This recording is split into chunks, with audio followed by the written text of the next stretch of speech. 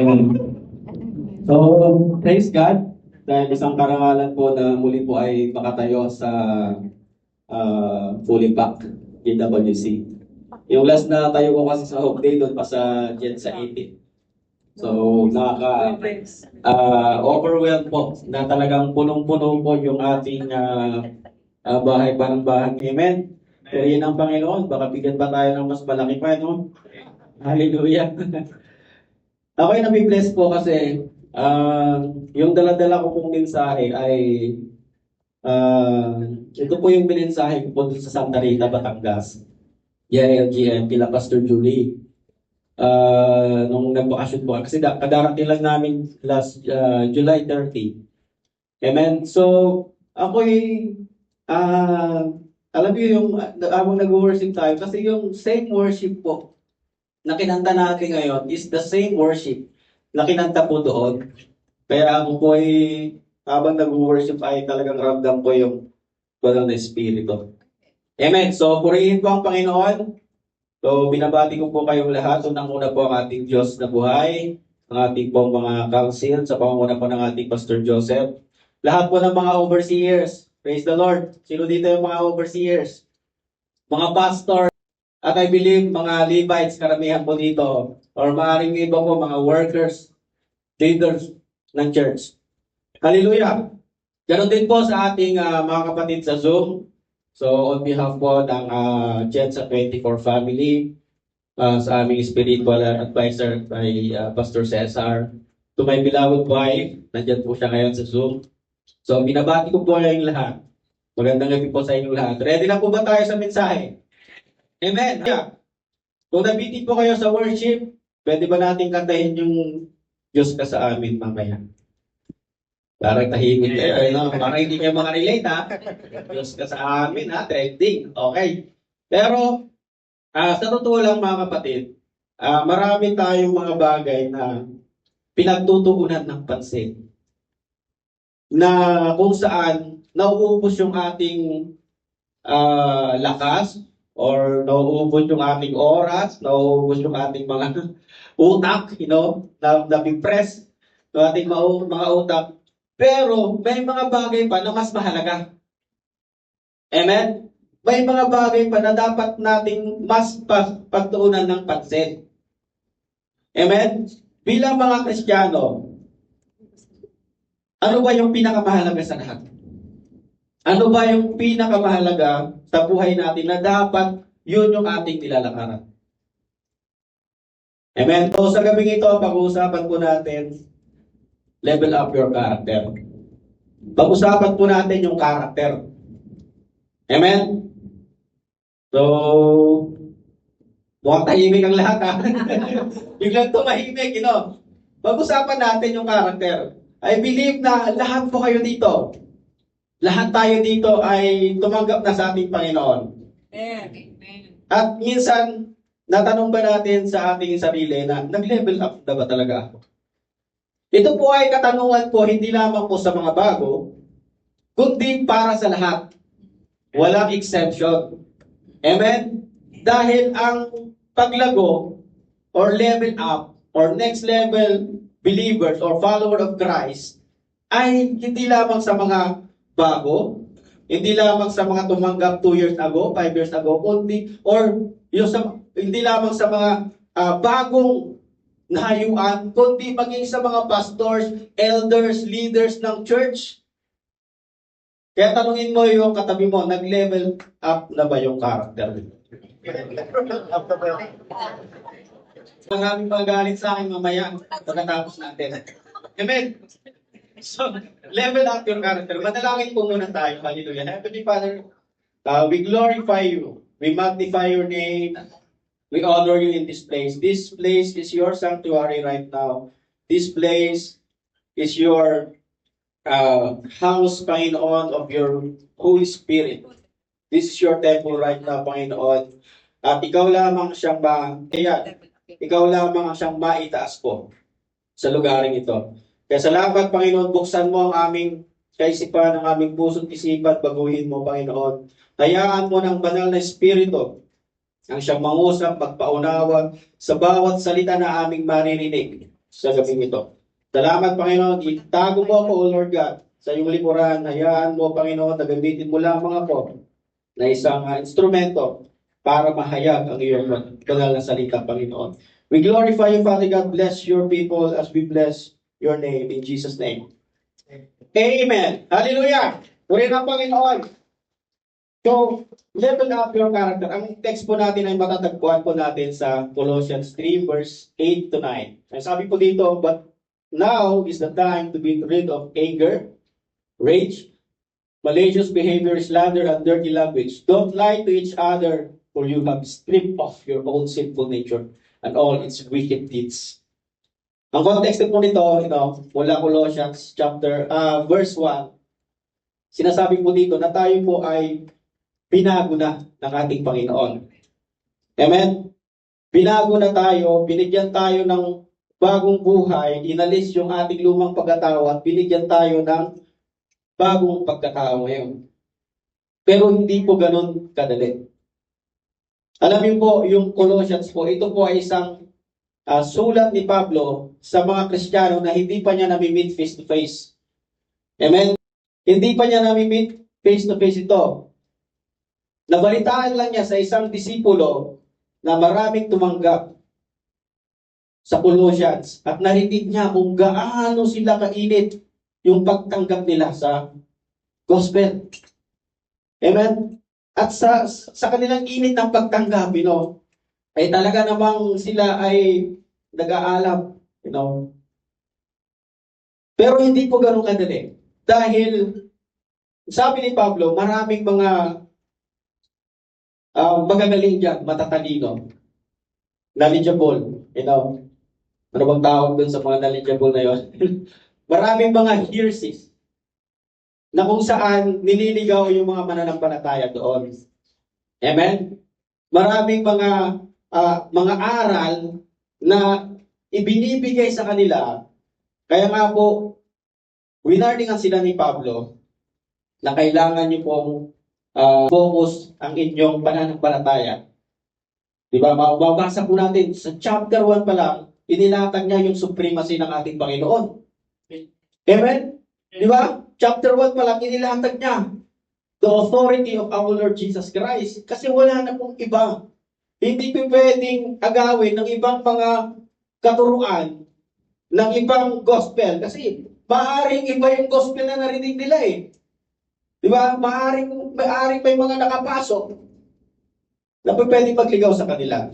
Kaya napakahalaga po na tayo po ay patuloy na nakatuon lamang. Sabi nga dun sa chapter 1, sa verse 1, set your mind on things above, not on things below.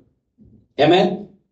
Pagdating po sa verse 8 to 9, ang sabi po niya dito ay tanggalin mo, put off, bubarin natin yung mga lumang pagkatao na hindi na dapat nararapat. Amen? Ano yun? Anger, rage, malicious behavior, slander, and dirty language. Don't lie to each other. Alam niyo po, yung mga katangian ito, may mga common, common things sa mga bagay nito, yung anger, rage, malicious. Ano ba yung mga common dito? Interrelational po yan. Amen? Sa ibang translation, anger, nabubuo, bitterness, interrelation po sila. Interrelated po, yung bawat isa po. At ito pong lahat, ay nakakasira po ng relasyon sa isang komunidad.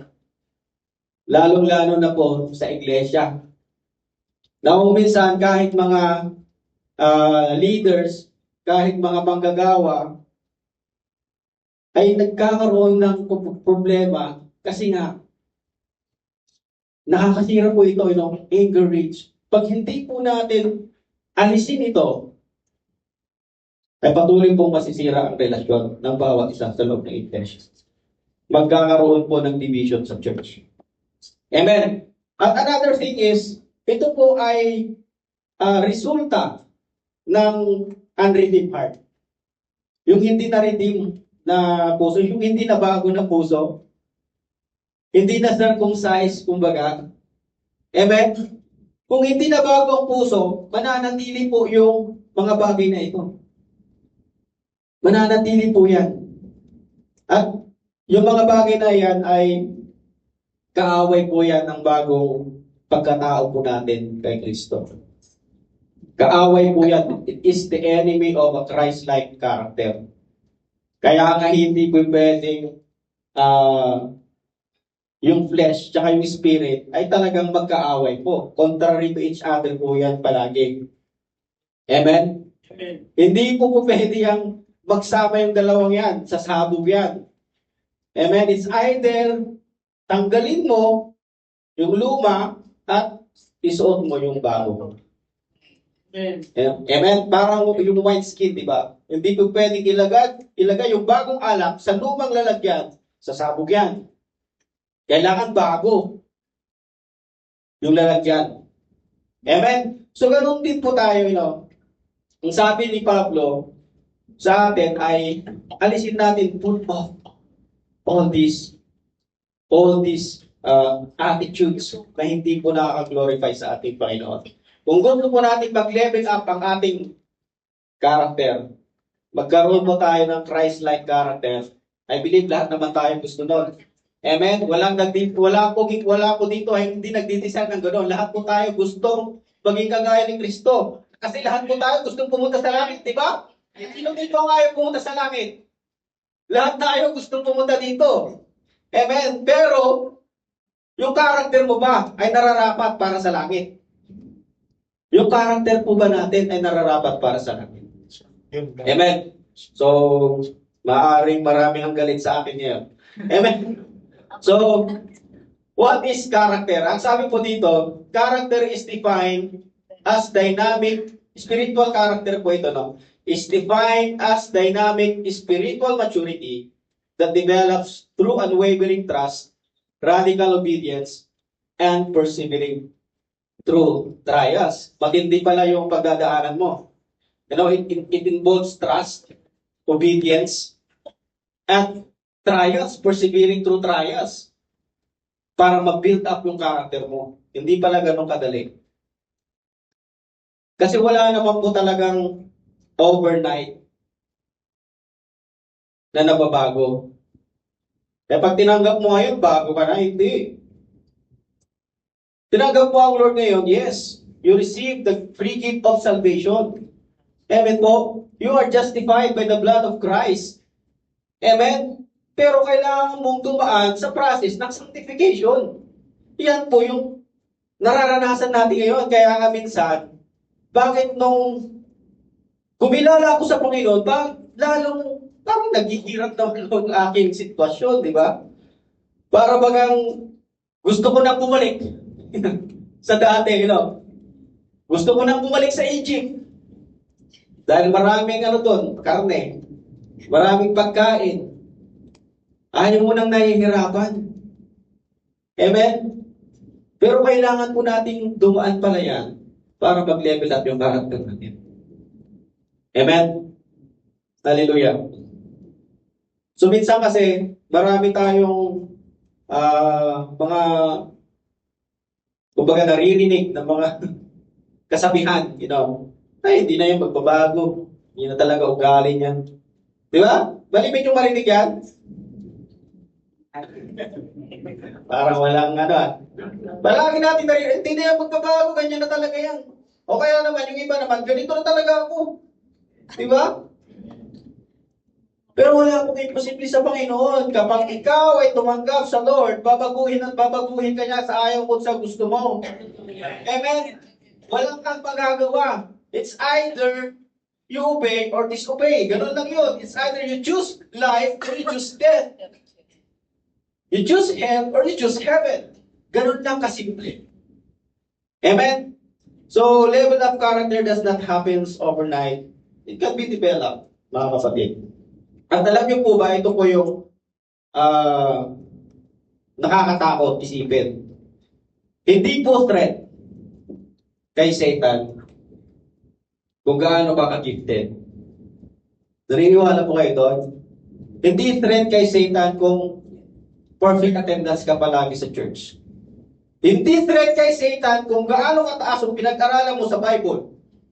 Hindi threat kay Satan kung ilang beses mo nang nabasa ang Bible from Genesis to Revelation. Hindi threat kay Satan kung gaano ka-talented magtumugtog, umawit. Anong threat kay Satan? Mayroon ka bang buhay na binago? Yung character mo ba dati na ikaw ay palalasing, lasinggero, babaero, binago ka ba ng Panginoon? Binago po ba tayo ng Panginoon? Amen. Na dating ikaw ay madaling magalit, walang pagtitimpe, lagi nagtatakbo, lagi naglilid na group. Marami dito, marami pa dito. Lead the church. Wala naman siguro, no? Okay, marami talaga magagalit sa akin dito. Amen. Hindi po threat kay Satan kung gaano po tayo katalit. Mayroon bang bunga? Mayroon ka bang bunga? You can prophesy, you can heal. Yes, okay. You can speak in tongues. Do you have the fruit? Well, mayroon ka bang abilidad na magpatawad ka agad? Kaya mo bang mahalin yung kaaway mo? Di ba? Kaya, ang sabi ng ating Panginoong Hesus, malalaman mo sila or makikita mo sila base sa kanilang bunga. Hindi po dahil sa kung gaano sila kagaling. Amen. Amen? Amen. May bunga ba? O laging nalalaglag ang bunga? May pag-ibig ba? Hallelujah. Amen? May pagtitipi ba? May self-control ba tayo? Amen? So, hindi po threat kay Satan yung mga ganyan. You know, perfect attendance, okay? Maganda, dahil lang nakakarinig po tayo. Yes. Nakaka-encourage. Pero dapat ang church nagiging planta po siya. Hindi lamang warehouse. Amen? Amen. Kasi kung palagi kang nandito sa church, paglabas mo, ganun ka pa rin, wala pong mangyayari. Hindi po tayo nag-level up. Dapat tumadaan tayo sa proseso sa isang planta, manufacturing plant. Paglabas mo, byproduct, final product ka na. Ganun po tayo dapat. Amen? Amen. Kaya, nag-level up na ba ang iyong character? Amen? Hindi makapag-i. Ba't nawala? Tapos na ka. Ayan. Meron pong tatlong factors na ibibigay ko po para tayo ay makapag-build, no, ng ating character growth. Para tayo ay mag-level up. Nais niyo po ba yun?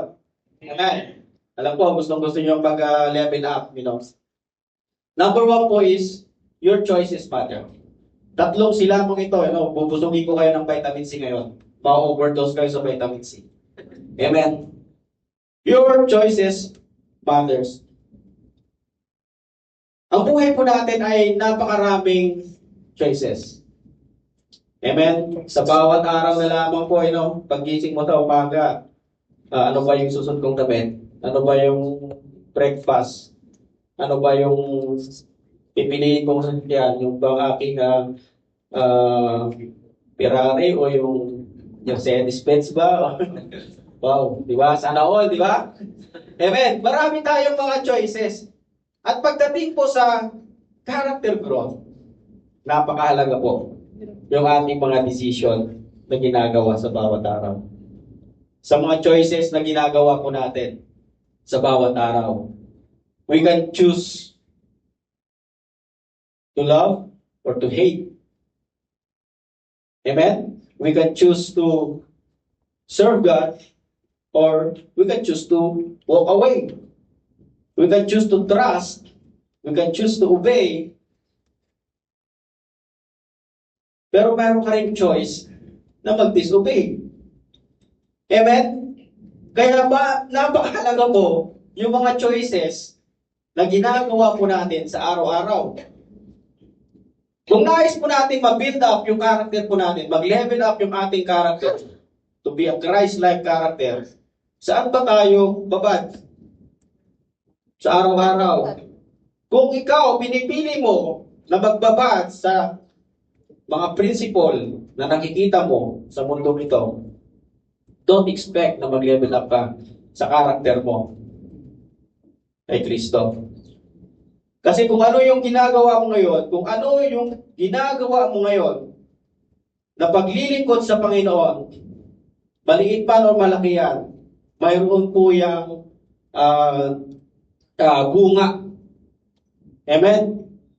Maliit or malaki, your faithfulness, yung pagpili mo araw-araw na, Lord, magsiserve ako kahit mahirap, maghahatid ako kahit mahirap, tutugtog ako kahit puyat, aawit ako, maglilid ako ng worship, pupunta ako sa Bible study kahit madaling araw na. Sino dito yung mga nagba-Bible study ng madaling araw? Sabahan dati naranasan ko po yan, dito kasama ko si Kuya Bench. Amen? Purihin ang Panginoon because your choices matter. Kung gusto po nating lumago, yung ating character kay Kristo, kailangan po tayong maging wise sa mga decision o na ginagawa po natin sa ating mga buhay. You can choose to be transformed or to be conformed. Amen? Ang sabi po dun sa Romans chapter 12, don't copy the behavior and customs of this world, but let God transform you into a new person by changing the way you think. Then you will learn to know God's will for you, which is good and pleasing and perfect. Amen? May choice ka. Kung gusto mo talagang ma-transform ng salita ng Panginoon, or mas gusto mong ma-conform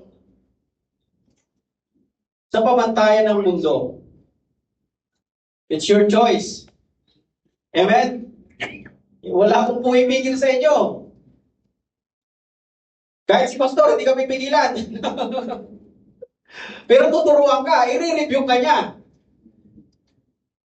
Kung ikaw ay lumalakad sa maling kapamaraanan.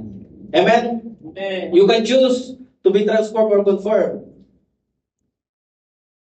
Ang sabi po dito sa 1 Corinthians chapter 9 verse 27, I discipline my body like an athlete training it to do what it should, otherwise I fear that after preaching to others, I myself might be disqualified. Alam niyo, nakakatuwa po si Pablo, Kung pag-aaralan niyo po yung buhay ni Pablo, parang lahat ng gift mayroon siya, di ba? Evangelist, apostle, di ba?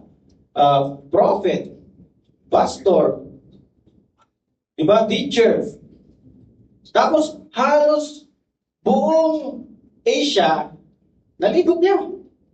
Pero anong sabi niya? I keep pressing forward. Amen? Philippians chapter 3, di ba? I keep pressing on. Hindi pa siya tumitigil hanggat hindi siya nawalan ng buhay.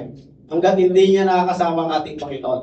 He keep pressing on. Ang nakakatuwa sa kanya, sabi niya dito, I discipline my body. Tayo ba? May disiplina ba tayo? May disiplina ba tayo sa ating katawan? Sa katawan na lang. Alam mo, high blood ka, kumain ka kayo ng ito. Amen? Bawal tayo ang matatamis. Kain ka ng ice cream tsaka cake. Panay yung kape mo sa Starbucks. Kung gusto natin, amen? Kung gusto talaga natin mag-live, your choices, mahalaga po ang inyong mga desisyon na pinipili sa araw-araw, mga kapatid. Mahalaga po yan. Amen? Your choices today will shape your character tomorrow. Amen? Kaya pag-isipan yung mabuti kung ano yung mga bagay na ginagawa nyo para sa Panginoon. Alam ko, lahat tayo dito gustong, maaaring isa nyo may desire na mag-pastor, may mga desire na maging worship leader, may mga desire na maging elders. Amen. At kung kayo po yun, tinatawag kayo ng Panginoon, you need to be wise in choosing Yung mga bagay. Gusto mong magpastor, hindi ka naman nag-aaral ng salita ng Panginoon. Ayaw mo namang dumalo sa mga pag-aaral. Gusto mong maging evangelist, hindi ka naman umaatid ng iig. Gusto mong mag-disciple, hindi ka naman nadalo ng sa PDL. Pero gusto mong tumayo. Di ba? Gusto natin tumayo, pero ang tawad naman natin, pag-aral. Amen? So, hindi po ako galit. Okay? Your choices today will shape your character tomorrow. Number 2 po ay pangalawang vitamin C, your circle matters. Amen? Mahalaga po na kung paano ma-build up yung ating character, paano lumago yung ating character, napakahalaga po kung sino yung mga kasama natin. Amen. Amen? First and foremost, dapat sa loob ng tahanan, nabibuild yung character ng isang bata. Yung isang tao. Actually, sa marriage pa lang, nabibuild na eh. Di ba? Wala pang mga anak. Bago pa magkaanak, nabibuild na yung character ng mag-asawa. Amen? Kaya nung mag-decide kayong magpakasal, masarap, di ba? Amen? Sa mga wala pang asawa dito, yung mga nagpaplano pang magpakasal, maganda po ito. Kasi mabibuild yung iyong character. Sa family po, bago tayo pumunta sa church, yung family ay malaking factor po yan para ma-build up yung character ng isang tao. So, nakakatulong po yung iglesia. But, unang-una po dapat, sa loob pa lang ng tahanan, nagkakaroon na po ng build up or character growth ang isang tao. Amen? Bakit mahalaga po yung circle? Bakit mahalaga po yung mga taong nakakasama natin sa ating character growth? Kasi ang sabi ng Bible, familiar kayo dito, di ba? Don't be fooled by those who say such things, for bad company corrupts good character. Amen? Alam niyo po yung konteksto nito? Yung bad company corrupts good character. Ito po ay sa Korinto, marami kasing mga tinatawag na mga super apostles. Alam niyo ba yun? Mga elite ang tawag ni Pablo doon, mga super apostles. Na nagtuturo po na yung muling pagkabuhay ay hindi daw totoo. Na hindi daw muling nabuhay ang ating Panginoon. Yun po yung tinuturo nila. At maraming mga Kristiyano doon, maaaring na nadadaya sa mga ganong pananaw. Kaya sabi ni Pablo, kung hindi totoo yung muling pagkabuhay, kung hindi totoo na buhay ang ating Panginoong Isus, anong silbi ng aming itinuturo sa inyo? Anong silbi ng aming pananampalataya? Walang kwenta yun. Walang silbi. Yun ang sabi ni Pablo. Kaya sabi niya dito, huwag kayong maniniwala sa kanila. Don't be fooled by those who say such things. Huwag niyong paniniwalaan kasi bad company corrupts good character. Amen? Nakakalungkot ngayon kasi marami mga kabataan, marami kayong mga makikita sa news na kabataan pa lang nagpapatayan. Marunong nang bumaril, marunong nang manaksak. Marunong nang gumawa ng mga bagay na hindi nararapat. Amen? Ganon din po tayo mga kapatid. Sa ating character growth, to be Christ-like character, kailangan po natin ng mga tao, mga godly people na pwedeng tumulong sa atin. Amen. Bakit? Alam niyo kung bakit? Kasi minsan may blind spots tayo eh. Amen? Hindi natin nakikita minsan yung ating mga mali. Minsan nga, ginajustify pa natin. Maghahanap tayo ng Bible verse. Justify pa rin. Maghahanap tayo kasi may mga blind spots tayo. Kaya kung walang nagre-review, walang nagtuturo, delikado po yun. Kung gusto po natin ma-build up yung ating character, lumago, mag-level up, piliin po natin yung mga taong nakapaligid sa atin. We need to surround ourselves with godly Amen. people. Amen? Kasi maaaring, malakas naman ako eh. Sige, makikisama ako eh. Hindi naman ako makikisama. Di ba? Makikisama, hindi makikisama. Pero pag bibigyan mo ngayon, maya-maya, ikaw na yung nahila. Hindi po natin pwedeng sabihin yun na malakas po tayo. Amen? Kasi maaaring ikaw yung mahila po. Kaya, hanggat maaari, mahalaga po yung circle po natin. Amen? The church is God's laboratory for character development. Mahalaga po na tayo po ay napapabilang sa isang local church. Amen? Alam niyo po kung bakit? Kasi laboratory po yan ng character development. Amen? Kung ilang taong ka na sa church at wala pang pareng pagbabago, tanungin mo yung sarili mo. Tanungin mo yung sarili mo. O tanungin mo rin, nasa tamang church ba ako? Diba? Pag-pray mo yan sa Lord, maaring nasa maling iglesia ka. Or maaring ikaw yung may problema. Amen? So you need others to help us see blind spots. So the church is God's laboratory for your character development. Alam niyo kung bakit? Kasi yung character development, nangyayari po yan in relationships. Nangyayari po yan dahil mayroong relasyon ng bawat isa. Amen? Nagkakaroon ng magandang komunikasyon ng bawat isa. Nagkakaroon ng sharing. Sa Bible study na lang. Amen? Sa mga cell group, sino dito yung mga kabilang sa mga cell group? Amen? Yung mga walang cell group, maghanap po kayo. Amen? Or kung gusto nyo, kayo na po yung initiate na magkaroon ng cell group. Alam nyo kung bakit? Kasi marami po dyan lumalago.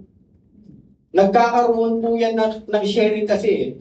Yung mga bagay na hindi mo na si-share sa loob ng iglesia tuwing divine worship service, doon sa cell group, doon po yan lumalabas.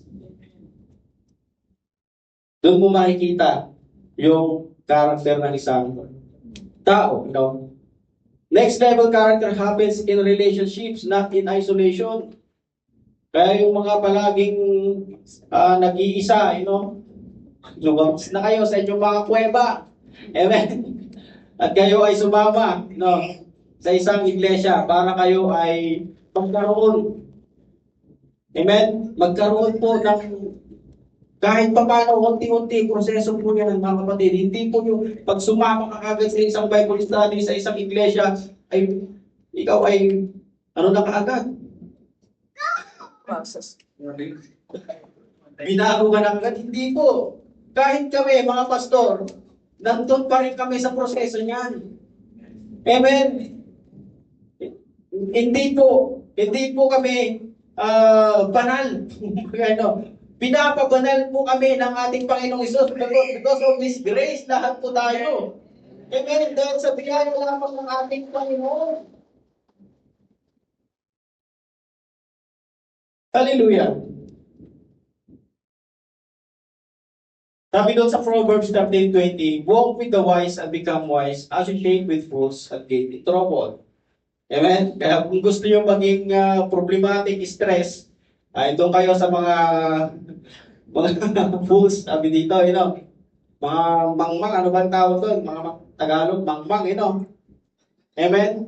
You will get in trouble. Pero kung gusto mong maging wise, kung gusto mong mag-level up, ay doon ka sa mga tao na marunong. Alam niyo po yung mga leaders. Isa sa natutunan ko kay Maxwell. Kilala mo si John Maxwell.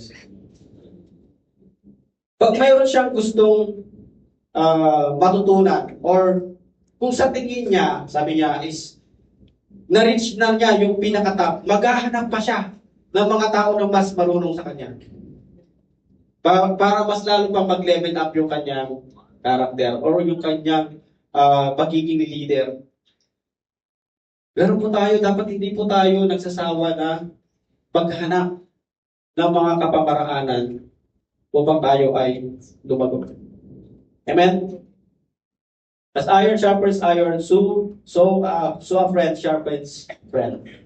Amen? Kaya mahalaga po, yung discipleship sa isang iglesia, sa mga nag-aaral ng ASAP, sa mga graduate ng ASAP, last Saturday, Friday pala, okay, nandun po ako, So, napakaganda po yung inyong hotel. At I believe na kayo po ay nabusog, So, gawin na natin kung ano yung pagkatawag sa akin. Amen? At tayo po ay sama-sama, lumago para sa ating Panginoon. Amen? So, praise God. Panghuli na po ito, Sabi po dito, next level character happens in relationship, not in isolation. So, pangatlong vitamin C, your circumstances matters. Amen? Pag gusto mo natin pag-level up ng ating character, huwag nating iwasan kung saan tayo nilagay ng Panginoon. Huwag kang magreklamo kung saan ka nilagay ng Lord. Amen? Minsan kasi tayo puro reklamo eh. Ayaw ko na. Sa trabaho na lang,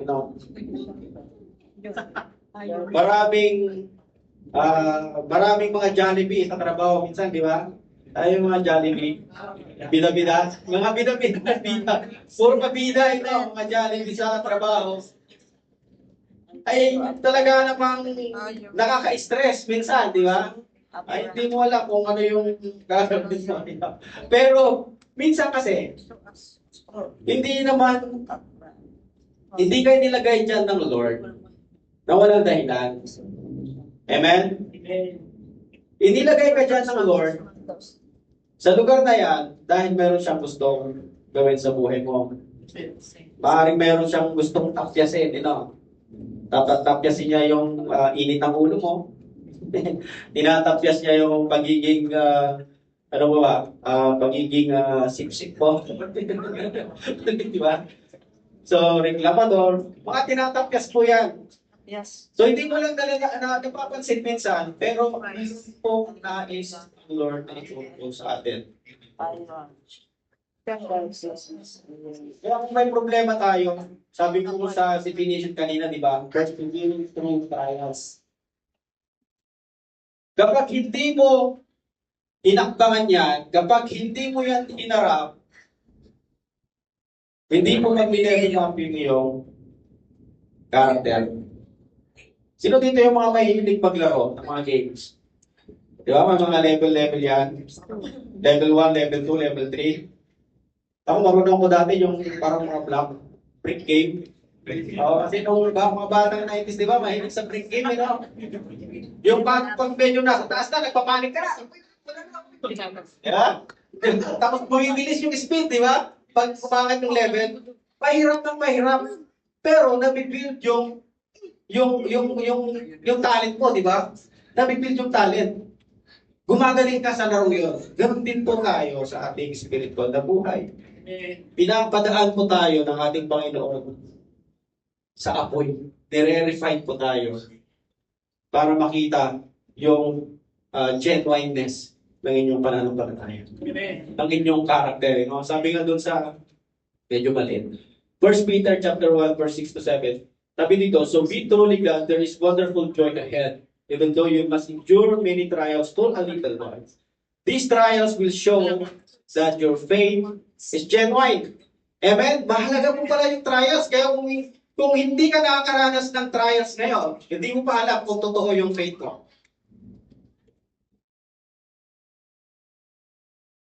Sino dito hindi pa nakaranas ng matinding problema? Yung binasted, mga ganun ba? Yung binasted na kanyang nililigawan? Or yung outside na kulambo? Mga ganun problema, Pag hindi tayo nakaranas ng mga totoong problema sa buhay, hindi mo pa napapatunayan kung totoo yung pananampalataya. I believe one of the challenging years na pinagdaanan po natin at even the church is yung COVID season. Amen? Maraming na breakthrough dyan. Marami rin na breakdown. Amen? Totoo po. Amen po ba? Mag-agree kayo ito. Maraming na breakthrough, marami rin na breakdown. At marami pong itinuro sa atin ng ating Panginoon. Maraming binuksan na kaisipan ng ating Lord during COVID season. At yung iba, maraming mga testimony ang nanganap. Amen? Totoo po yan. Ako na lang, natrap ako dun sa, sa amin, bago ako bumalik, nagkaroon ako ng positive daw na swab. Dina-isolate ulit ng 14 days. Dalawa kami ni Pastora. Pero after 10 days, pinagulit kami, negative lahat, pati yung family ko, negative. Grabe yung pagsubok na yun. Amen? So, nasa Manila ako, tinatawagan na ako ng Harityo, "Hoy, bakit ka lumabas? Mayroong protocol na hindi pwedeng lumabas pag sinab." Sinabahan ko yung asawa ko, mayroong medical exam. Amen? So, yung favor ng Lord is nandun. Yung iba naman, talagang na-breakdown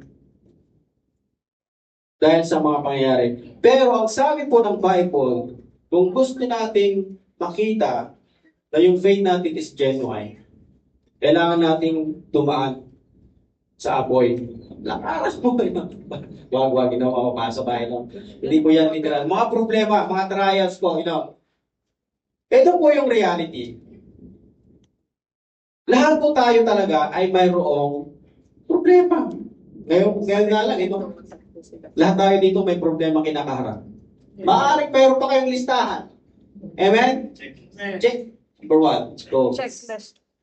Ito yung top 5. Pag na-resolve yung 1, automatic, papalit yung number 2. Di ba? Ganun po yan. Familiar kayo sa kwento ng tatlong magkakaibigan? Si Shadrach, Meshach, Abednego.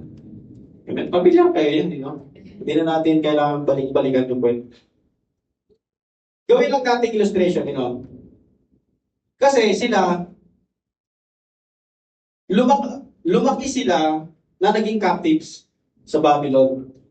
Amen? At talagang naranasan nila yung pagkilos ng Panginoon. So, kasama si Daniel. So, at yung mga ibang mga naging bihag pa doon. Talagang naranasan nila yung kahit sila ay alipin ng Babylonian Empire, yung pagkilos ng Panginoon ay nakikita nila sa kanilang buhay. Kaya nga po, yung faith nila talagang na-build up. Na kahit anong nangyari, hindi namin ipagpapalit ng aming Diyos na pinaglilingkuran. Amen? Kaya dumating sa punto na na-test talaga sila. Lilitsunin sila Di ba? Lilitsunin sila sa nagbabagang apoy. Hindi lang lechon, parang sunog ka doon, Sobrang init. Dahil nga, mayroong panukala yung akin na hindi sila ay kailangan lumuhod doon sa repoldo ni Haring Nebukadnesar.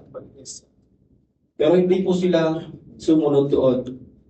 Amen? At yung kapalit po ay kamatayan. Sila po ay ihahagis, lulutuin, doon sa nagbabagang bugod.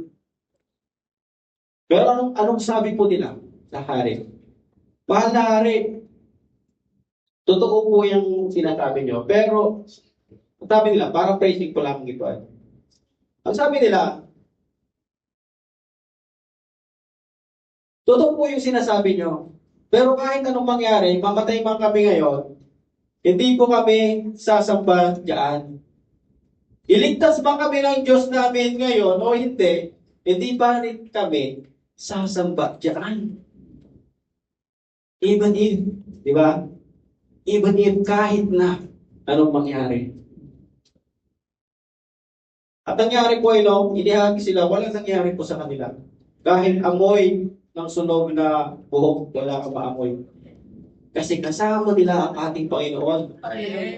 At napatunayan that their faith is genuine. Sabi dito, it being tested as fire tests and purifies gold through your faith is far more precious than pure gold. So when your faith remains strong through many trials, it will bring you so much praise and glory and honor on the day when Jesus Christ is revealed to the whole world. Amen. Amen? Gusto ba natin mag-level up? Yeah. Huwag natin iwasan ang problema, harapin mo natin yan. Huwag mong takbuhan ang utang mo, bayaran mo. Bakit ba ako napunta nun? Amen. So, your circumstances matter. Your choices matter. Your circle matters. Kung gusto po natin lumago sa ating pananampalataya, gawin po natin yung mga bagay na ito. Maging wise tayo sa ating mga decision, pagpili ng ating mga ginagawa sa araw-araw. Piliin natin. Alam niyo, mahirap po. Totoo lang, mahirap mag-unfriend. Di ba? Mahirap mag-unfriend. Or mag-unfollow. Mahirap po. Pero, ang tanong po, ano bang relationship yung pwede mong bitawan para lang ikaw ay lumago?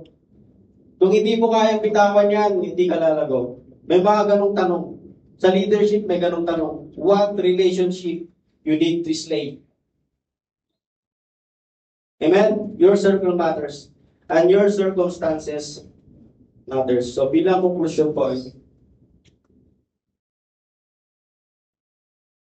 yan, medyo napatag. Be intentional to level up your character. Intentional po tayo dapat. Kung gusto po nating lumago, mayroon pong principle na tinuro po dun sa kung babasahin po natin yung buong chapter 3. Simple lang, principle of putting off and putting on. Amen? Ang sabi doon is put off or get rid of, sabi doon sa ibang translation, put off your old nature. Kukurin mo. Pag hinubad mo, huwag mo nang isuot ulit. Isuot mo yung bagong damit na ibinigay sa iyo ng ating Panginoon. Kung mayroon kang galit, hubarin mo yan, isuot mo yung pag-ibig na nagagaling sa ating Panginoon. Amen?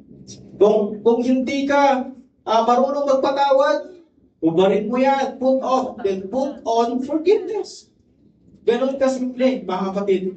Put on and put off and put on principle. Amen? Mababasa po natin yan sa buong chapter 3. Kailangan po nating maging intentional if we want to be a Christian na lumalago ayon po sa karakter ng ating Panginoon. Be intentional. Be wise in doing your choices. Yung mga circle, yung mga nakapaligid sa iyo, kailangan piliin po natin. Kung wala po natin na maglalayo po sila sa ating Panginoon, huwag na tayong makisama. No?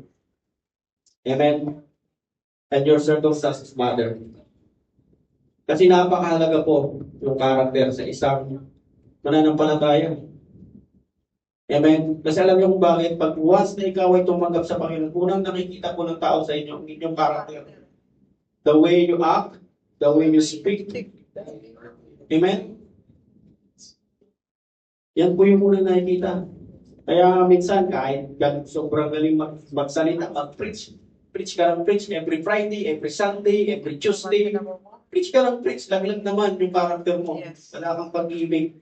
Meron ka pa rin bitterness sa puso mo. Hindi ka lalago. Amen? Marami po akong kilala dyan. Mga sitwasyon minsan na parang pwede namang pag-usapan pero nalalaglag yung mga karakter po ng bawat isa. Amen? So, be intentional to level up your character. Tayo pong lahat ay tumawa.